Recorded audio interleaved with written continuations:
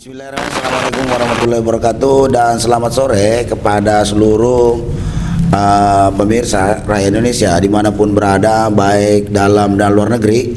Hari ini kami tergabung daripada Aliansi Buruh yang berada di sektor tekstil, garment, sepatu dan kulit.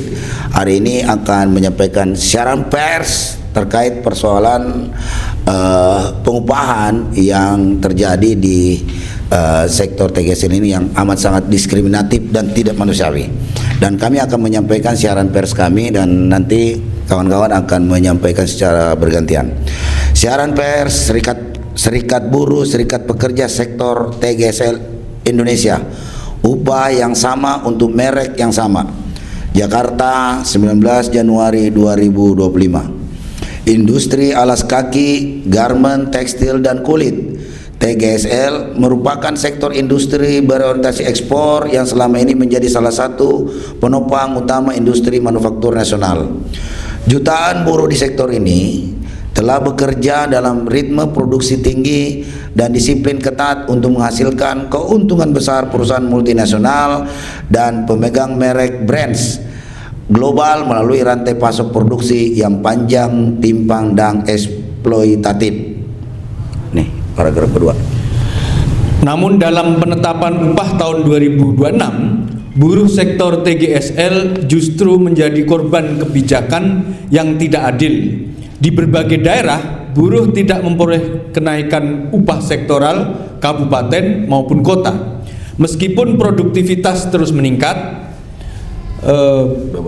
beban kerja semakin berat, nilai ekspor nasional tetap tinggi, dan keuntungan brand global tidak pernah menurun. Pada saat yang sama, harga kebutuhan pokok dan biaya hidup terus melonjak tanpa perlindungan nyata bagi buruh. Ya, Ibu. 3. Ya, paragraf 3. Paragraf. Fakta menunjukkan bahwa sejumlah daerah seperti Kabupaten Cirebon, Subang, Sukabumi, Cianjur, Purwakarta, Garut, Majalengka, Sumedang, Indramayu, Tangerang, Brebes, Tegal, Batang, Jepara, Pati, Rembang, dan daerah lainnya, upah sektoral TGSL dibatalkan, bahkan dihapuskan dengan SK UMSK 2026 melalui keputusan Gubernur dan Bupati. Kebijakan ini secara terang-terangan mengorbankan buruh demi stabilitas biaya produksi dan kepentingan investasi. Ironis dan tidak stabil, tidak adil, karena dalam setiap momentum perjuangan kenaikan upah, buruh sektor TGSL justru menjadi kekuatan utama mobilisasi massa. Namun keberanian mereka seringkali disisihkan dalam meja perundingan, baik oleh unsur pemerintah maupun oleh sebagian aliansi buruh sendiri, dengan stigma bahwa sektor TGSL bukan sektor unggulan yang layak diperjuangkan secara maksimal.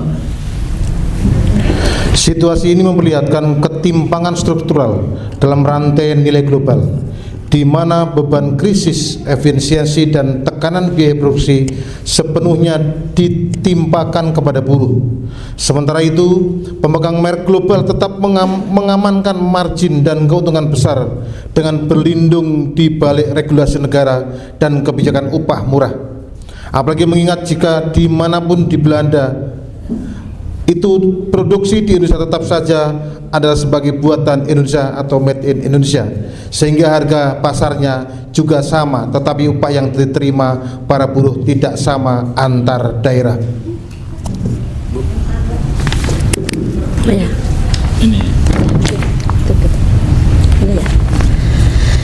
Atas dasar kondisi tersebut, konsolidasi Serikat Buruh Sektor TGSL merupakan kebutuhan mendesak untuk menyatukan kekuatan dan merumuskan strategi perjuangan kenaikan upah. Harus menyasar secara nasional. Arah perjuangan tidak boleh berhenti pada pemerintah daerah semata, tetapi harus menyasar langsung pemegang merek dalam kurung brands atau brand sebagai aktor utama yang mengendalikan harga kontrak produksi dan standar upah di pabrik pemasok. Sebagai bentuk perjuangan dan tuntutan pertanggungjawaban buruh sektor TGSL akan melakukan aksi unjuk rasa pada 21 Januari 2026 di kantor pusat Nike, Adidas, dan Kementerian Ketenagakerjaan Republik Indonesia. Aksi ini merupakan pesan tegas bahwa buruh menolak terus menjadi korban dalam rantai pasok global yang tidak adil. Upah layak adalah hak buruh. Keuntungan besar brand global harus dibayar dengan tanggung jawab. Untuk itu, Serikat Buruh Sektor TGSL Indonesia mendesak, mungkin teman-teman bisa ikutin ya. 1. Pemilik merek atau brand dan supplier secara bersama tanggung renteng bersama untuk memberlakukan upah yang sama untuk merek yang sama. 2.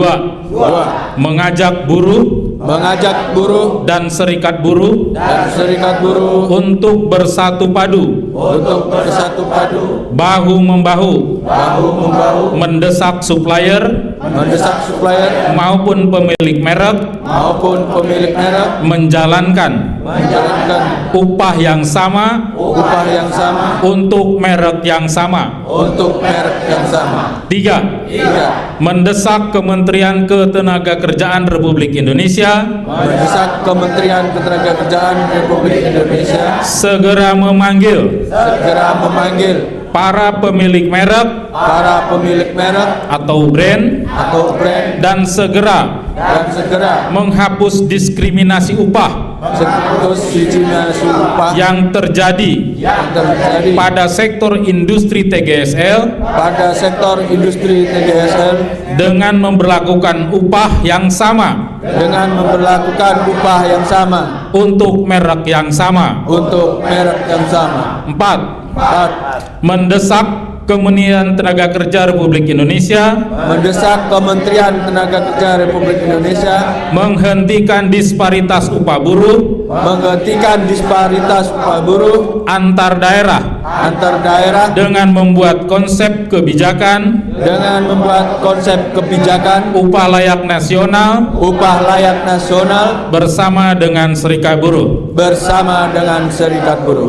Demikian siaran pers ini kami sampaikan atas perhatian semuanya pihak. Kami mengucapkan terima kasih. Salam perjuangan. Hidup buruh! Hidup buruh! Hidup buruh! Oke, terima kasih para pemirsa dimanapun berada, baik dalam dan luar negeri. Itu tadi siaran pers yang disampaikan oleh perwakilan daripada buruh yang akan turun pada tanggal. Ingat ya, sekali lagi saya ingatkan, akan turun aksi pada tanggal 21 Juni hari Rabu tanggal 21 Januari 2026 di kantor Nike dan Adidas, juga akan mendatangi Kementerian Ketenagakerjaan Republik Indonesia. Demikian, terima kasih. Assalamualaikum warahmatullahi wabarakatuh.